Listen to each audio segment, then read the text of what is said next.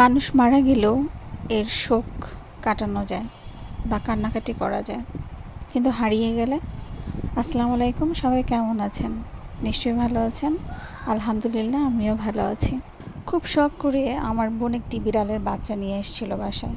তো বাচ্চাটি রীতিমতো অনেক যত্ন করে সবাই আদর টাদর করে বড় করেছি। বড় করে অনেক দিন হয়েছে, ও বাহিরে যায় আসে হঠাৎ করে সে হারিয়ে গেল। সে আর আসলো না। আমরা রাতে ঘুমাতে পারতাম না, কোথায় আছে, কি করতেছে, কেউ মেরে ফেললো কি না।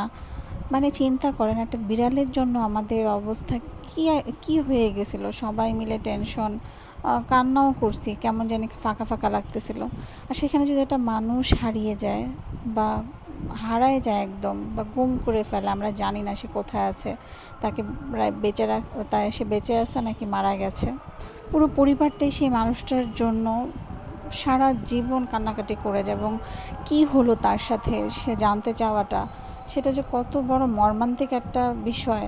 মারা গেলে কান্নাকাটি করা হলো শেষ, মানে জানি যে সে মারা গেছে, মনকে বুঝে দেওয়া যায়। তো যাই হোক, দেয়ালের এই আঁকাআঁকিগুলো আমার কাছে খুব ভালো লাগে, দেখতেও ভালো লাগে। পুরো শহরটা একদম চেঞ্জ হয়ে গেছে। তো সবাই ভালো থাকবেন, আর অবশ্যই সাবস্ক্রাইব করবেন, ভিডিওগুলো দেখবেন এবং কমেন্ট করবেন।